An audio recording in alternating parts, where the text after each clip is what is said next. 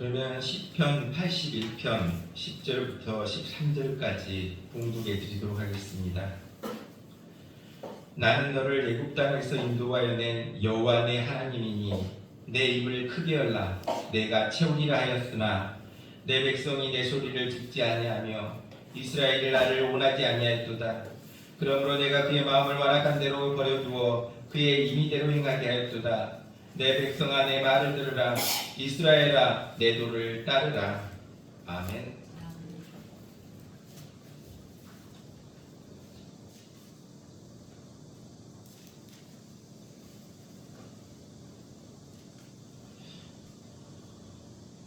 예수를 믿고 나가는 우리 성도들에게 평안한 날이 계속되는 것이 나는 좋을지 모르지만 꼭 좋은 것은 아니라는 것입니다.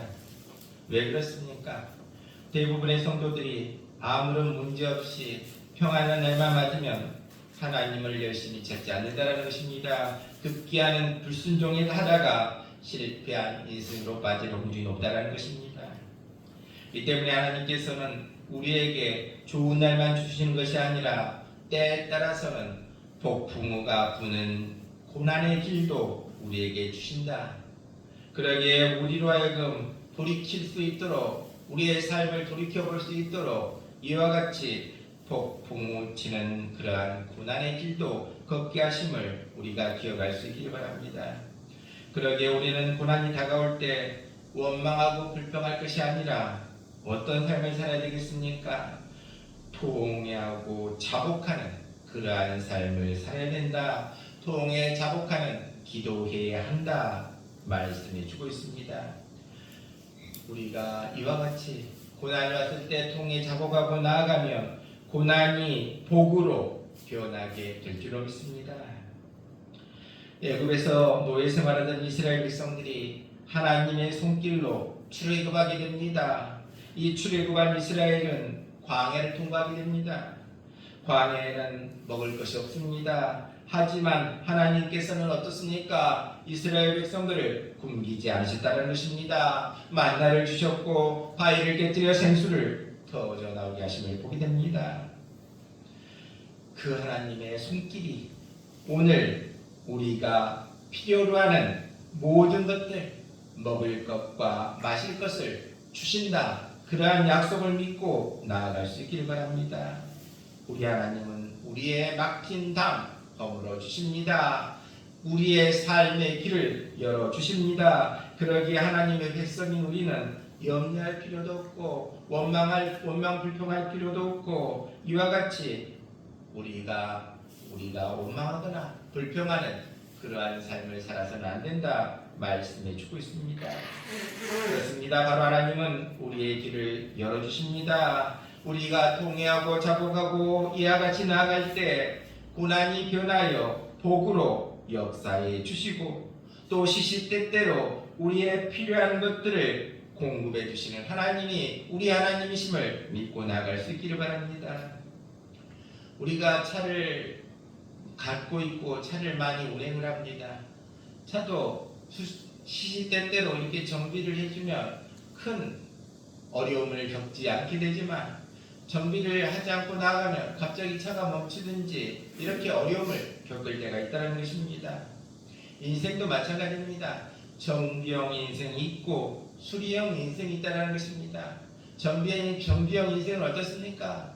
항상 기도하고 예배하고 말씀 안에 살아가는 삶, 그와 같이 살아가면 하나님께서 항상 순조롭고 평안하고 복된 삶을 살게 해주시는 그러한 정비형 인생이 있지만 수리형 인생도 있다는 것입니다. 항상 어려울 때만 기도하고 힘들 때만 답답할 때만 기도하는 그러한 인생도 있다는 것입니다. 우리는 어떤 인생을 살아야 되겠습니까? 정비형 인생처럼 항상 기도하고 말씀 안에 살고 예배 속에 살아가는 귀한 우리 모두 될 수 있기를 바랍니다. 우리가 다큐멘터리나 TV에서 보면 이런 화면을 보게 됩니다. 어미새가 먹이를 물고 왔을 때 새끼 새들의 모습은 어떻습니까? 다들 입을 쫙쫙 벌립니다. 다들 크게 벌립니다. 하나라도 먹기 위해 입을 크게 벌리는 모습을 보게 됩니다. 새끼새가 입을 열지 않으면 어떻습니까? 줄 수도 없고 먹일 수도 없다는 것입니다. 우리에게 하나님은 말씀하십니다. 뭐라고 말씀하십니까? 입을 크게 열라 내가 채우리라 말씀해 주고 있습니다. 그렇습니다. 우리 모두 하나님의 말씀에 따라 우리의 입을 크게 여는 우리 모두 될 수 있기를 바랍니다. 나는 너를 애굽 땅에서 인도해낸 여호와 내 하나님이니 내 입을 크게 열라 내가 채우리라 했으나 내 백성이 내 소리를 듣지 아니하며 이와 같이 말씀하고 있습니다. 하나님이 정말로 안타까워 하신 말씀이라는 것입니다. 모든 것들을 준비해 놓으신 하나님은 우리를 사랑하시기 때문에 우리에게 주고 싶고 우리에게 더 많은 것들을 채워주고 싶지 않는데 입을 열지 않고 있다. 그러한 안타까운 하나님의 말씀이라는 것입니다. 그래서 말씀하시기를 제발 입을 크게 열어라 이와 같이 말씀해 주고 있습니다. 그렇습니다. 하나님은 우리를 사랑하십니다. 그러기에 풍성한 것으로 좋은 것들로 채워주기를 원하십니다. 그런데 자녀들이 입을 벌리지 않으면 어떻게 됩니까? 주고 싶어도 줄 수 없다는 것입니다. 새도 또 마찬가지입니다. 어미새는 모든 새끼를 다 사랑합니다. 하지만 사랑을 받는 새끼는 어떤 새끼입니까? 입을 크게 여는 새끼의 새임을 보게 됩니다. 그렇습니다. 이와 같이 입을 크게 열어라. 내 입을 크게 열어라. 그 말씀에 힘입어 우리의 입을 크게 열고 나아갈 수 있기를 바랍니다. 그러면 채워주리라. 그 약속을 믿고 나아가는 우리 모두 될 수 있기를 바랍니다. 나사로가 사는 베다니 동네를 예수님이 방문하게 됩니다. 이때 두 자매가 예수님을 맞이합니다. 언니는 마르다고 동생은 마리아였습니다. 언니 마르다는 부엌에 뛰어가서 음식을 만들고 대접하느라 굉장히 분주했습니다. 그런데 동생 마리아는 예수님을 방에 모셔드리고 예수님 앞에 앉아서 예수님의 말씀을 들으려고 마음문을 열고 있었다는 것입니다. 두 자매의 반응이 예수님은 이렇게 말씀하십니다. 누가복음 10장 41절로 42절에 마르다야 마르다야 내가 많은 일로 염려하고 근심하나 몇 가지만 하든지 혹은 한 가지만이라도 족하니라.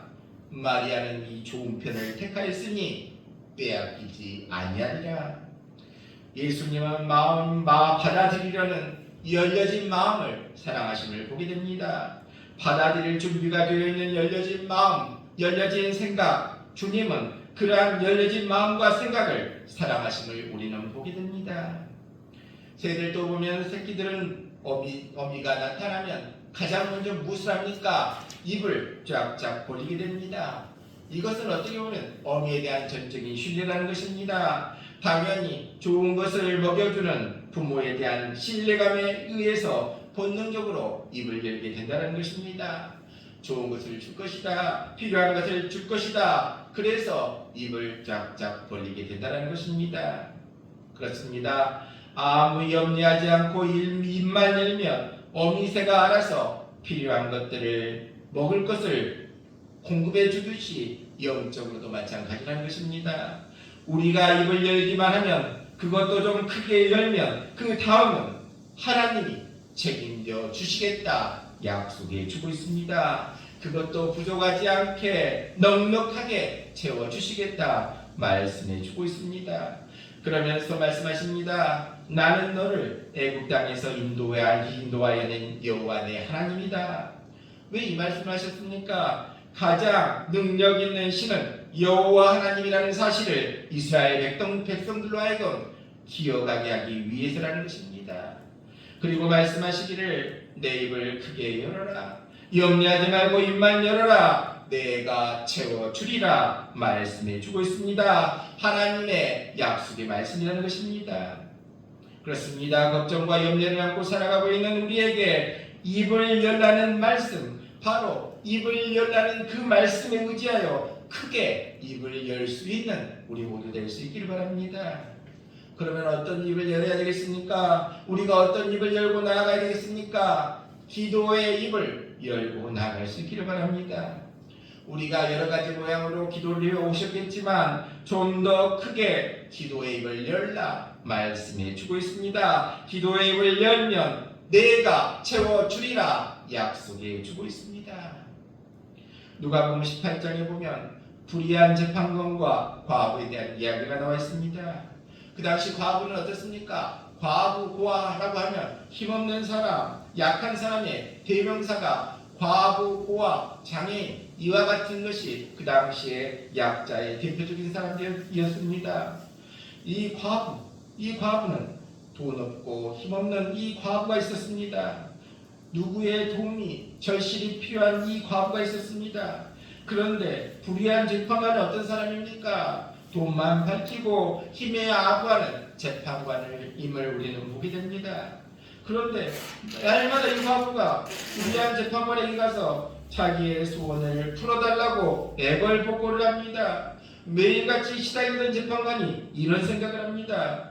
누가복음 18장 5절에 이 과부가 나를 번거롭게 하니 내가 그 고난을 풀어주리라. 그렇지 않으면 들어와서 나를 괴롭게 하리라. 그래서 마침내 재판관이 과부의 사정을 들어주게 되는 걸 보게 됩니다.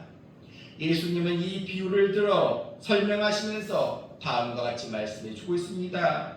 누가복음 18장 7절에 하물며 하나님께서 그 밤낮 부르짖는 택하신 자들의 고난을 풀어주시지 아니하겠느냐 이와 같이 말씀하십니다. 바로 간절히 구하면 들어주신다 말씀해 주고 있습니다. 누가복음 11장 11절로 13절에 너희 중에 아버지 된 자로서 누가 아들이 생선을 달라고 하는데 대신에 뱀을 주며 알을 달라고 하는데 전갈을 주겠느냐? 너희가 악할지라도 좋은 것을 자식에게 줄 줄 알거든 하물며 너희 하늘 아버지께서 구하는 자에게 성령을 주시지 않겠느냐 말씀해 주고 있습니다. 바로 입을 크게 열고 기도하는 자에게 성령을 주시겠다 약속해 주고 있습니다. 그렇습니다. 이 세상에서 우리의 노력으로는 얻을 수 없는 것들이지만 하나님이 선물로 주시겠다 말씀해 주고 있습니다. 무엇을? 성령을 선물로 주시겠다. 바로 하나님께서 친히 역사해 주시겠다 말씀해 주고 있습니다. 그러므로 요한복음 16장 24절에 지금까지는 너희가 내 이름으로 아무것도 구하지 아니했으나 구하라 그리하면 받으리니 너희 기쁨이 충만하리라 말씀해 주고 있습니다. 그렇습니다. 구하라 그리하면 받으리니 너희 기쁨이 충만하리라. 그렇습니다. 우리도 우리의 기도의 입을 크게 열어서 구할 수 있는, 그래서 응답받는 귀한 우리 모두 될 수 있기를 바랍니다. 우리가 기도하면서 꼭 기억해야 할 것이 있습니다. 무슨 일이든 하나님의 뜻과 하나님의 시간이 있다는 것입니다. 우리 하나님은 우리가 최선의 것이 무엇이고 최선의 때가 언제인지 아는 분이 우리 하나님이시라는 것입니다. 그러기에 성경은 우리에게 말씀합니다. 항상 깨어있어라. 항상 깨어있어라. 항상 깨어있으라는 게 뭡니까? 기도하고 말씀 안에 살고 예배하며 살아가면 하나님께서 그 좋은 때 좋은 기회를 붙들게 주신다 약속해 주고 있습니다. 기회라는 단어를 설명할 때 이런 이야기 했습니다. 기회는 앞머리는 있지만 뒷머리는 없다 이런 이야기 했습니다. 올 때는 붙들 수 있지만 지나가면 붙들 수가 없다. 그것이 기회다 이런 이야기가 있습니다. 하지만 우리가 항상 깨어있으면 항상 기도하고 말씀 안에 살고 예배 속에 살아가면 하나님께서는 우리에게 기회를 주시고 그 기회를 우리가 꼭 붙들 수 있도록 만들어 주시겠다. 어떻게 하면? 항상 깨어있으면 그와 같이 주시겠다. 그 약속을 믿고 나갈 수 있길 바랍니다. 그렇습니다. 우리 모두 기도의 입을 크게 열고 나갈 수 있기를 바랍니다. 그러면 우리에게 주신 최선의 것, 최선의 때를 깨달을 수 있게 주시겠다 말씀해 주고 있습니다. 그렇습니다. 우리 모두 기도를 통해서 말씀을 통해서 예배를 통해서 늘 깨어있어 하나님이 우리에게 주신 기회 꼭 붙들 수 있는 우리 모두 되시길 바랍니다. 우리는 오늘 이 시간 다윗의 시편 13편의 다윗의 기도를 우리는 보도록 하겠습니다. 시편 13편 3절로 4절에 보면 다음과 같은 말씀이 있습니다. 여호와 내 하나님이여 나를 생각하사 응답하시고 나의 눈을 밝히소서. 두렵건대 내가 사망의 잠을 잘까오며 두렵건대 나의 원수가 이르기를 내가 그를 이겼다 할까 하며 내가 흔들릴 때 나의 대적들이 기뻐할까 하나이다. 절망에 빠진 사람들이 제일 먼저 받는 하나님의 은혜가 무엇입니까? 절망에 빠질 때 하나님이 주신 가장 큰 은혜가 뭡니까? 기도할 수 있다는 것. 기도할 수 있다는 것이 하나님의 은혜라는 것입니다. 왜 그렇습니까? 이 기도 시간을 통해서 우리에게 처한 현실을 바라보고 또 우리에게 닥친 문제들을 다시 한번 생각해보는 시간이 되기 때문이라는 것입니다. 지금 다윗이 하나님 앞에 부르짖는 기도의 핵심이 무엇입니까? 자기 눈을 밝혀달라는 것입니다. 나의 눈을 밝히소서. 이와 같이 기도하고 있습니다. 다윗이 그의 눈을 밝게 해달라고 하나님께 기도한 이유가 무엇입니까? 그 까닭은 그가 육신적으로도 영적으로도 사망의 잠을 자지 않기를 바랐기 때문입니다. 즉 무슨 말입니까? 죽지 않기를 바랐기 때문이라는 것입니다. 다윗이 죽음에게 정복당하지 않으려고 하나님께 간절히 매달려 기도했던 것들을 우리는 볼 수 있습니다. 우리도 다윗과 같은 기도의 사람 될 수 있기를 바랍니다. 나의 눈을 밝히소서. 기도하며 나아갈 수 있는 우리 모두 될 수 있기를 바랍니다. 또 하나 다시 간절히 기도했던 이유가 4절에 있습니다. 그것은 바로 대적들이라는 말입니다. 여기서 대적들은 누구를 가리킵니까? 바로 하나님의 자녀가 잘못되는 것을 은근히 기뻐하고 좋아하는 사람들을 일컬어 대적들이라 표현하고 있습니다. 그러기에 그가 자기의 죽음으로 말미암아 하나님의 영광을 가리지 않을까 다윗은 염려했다는 것입니다. 우리도 마찬가지입니다. 예수 믿는 우리도 마찬가지라는 것입니다. 예수 믿는 사람에게 가장 큰 고민스러운 점도 이 점이라는 것입니다. 예수를 믿지 않는 사람들에게 마치 하나님이 안 계시는 것처럼 보이기 쉽고 예수를 믿어도 별 볼 일 없다 이러한 소리를 듣게 될까봐 걱정되는 삶을 우리도 살아간다는 것입니다. 그러기에 우리는 어떤 삶을 살아야 되겠습니까? 예수 믿는 사람은 어떤 삶을 살아야 되겠습니까? 사나 죽으나 하나님의 이름이 영광 받도록 힘써야 한다는 것입니다. 그렇습니다. 우리 모두 사나 죽으나 하나님의 이름이 영광 받도록 기도하며 살아갈 수 있는 우리 모두 될 수 있기를 바랍니다. 시편 3편 3절에 보면 여호와여 주는 나의 방패시요 나의 영광이시요 나의 머리를 드시는 자신이다. 이와 같이 말하고 있습니다. 여호와여 주는 나의 방패시요 나의 영광이시요 나의 머리를 드시는 자신이다. 주님 하고 부르니까 문제가 해결되더라는 것입니다. 그러면 우리는 해야 할 일이 무엇입니까? 우리도 어려운 문제에 빠졌을 때 주님을 바라보고 외치는 것이 우리에게 무엇보다 필요하다는 것입니다. 어떤 외침이 필요합니까? 다윗처럼 주님 하고 외칠 수 있는 우리 모두 될 수 있기를 바랍니다. 주님하고 외치면 모든 문제가 해결된다 말씀해 주고 있습니다. 사도행전 2장 21절에 누구든지 주의 이름을 부르는 자는 구원을 얻으리라. 그렇습니다. 성도의 특권이 뭡니까? 위기 가운데서도 부를 수 있는 이름이 있다는 것입니다. 바로 주의 이름을 부르면 된다 말씀해 주고 있습니다. 주의 이름을 부르면 된다. 그렇다면 예수 믿는 사람들이 주의 이름을 부르면 되는데 왜 그와 같이 살아갑니까? 왜 절망하고 살아갑니까? 부를 수 있는 이름 주님하고 부르면 해결되는데 왜 절망하고 원망하고 살아가야 되는가? 이에 눈물의 선지자 에레미야는 에레미야 33장 3절에 다음과 같이 말씀해주고 있습니다. 너는 내게 부르짖으라. 내가 내게 응답하겠고 내가 알지 못하는 크고 은밀한 일을 내게 보이리라. 계속해서 강조하는 점이 뭡니까?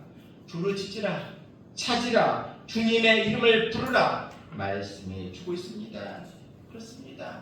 우리도 주님의 이름을 부르며 나아갈 수 있기를 바랍니다. 주님밖에 없습니다. 주님이 아니면 나의 구원이 없습니다. 주님이 아니면 나의 도움이 없습니다. 이와 같이 주님하고 부르는 그 부르짖음이 있게 되시기를 바랍니다.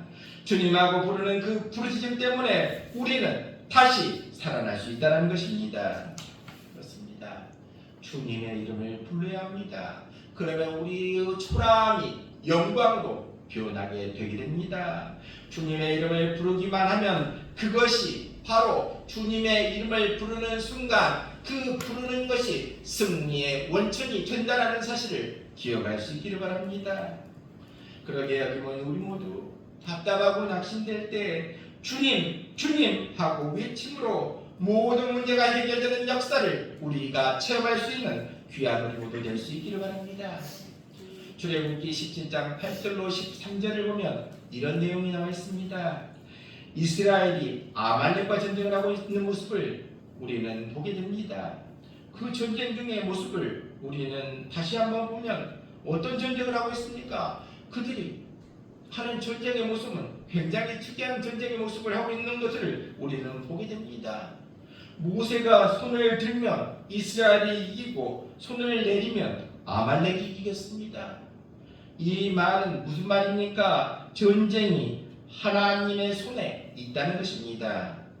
어떤 일을 하든지 제일 높은 사람에게 결제를 받아야 하는데 산 정상에 올라가 기도하는 모세의 팔에 들림과 내림에 따라 전세가 좌우되는 것은 상징하는 바가 크다는 것입니다.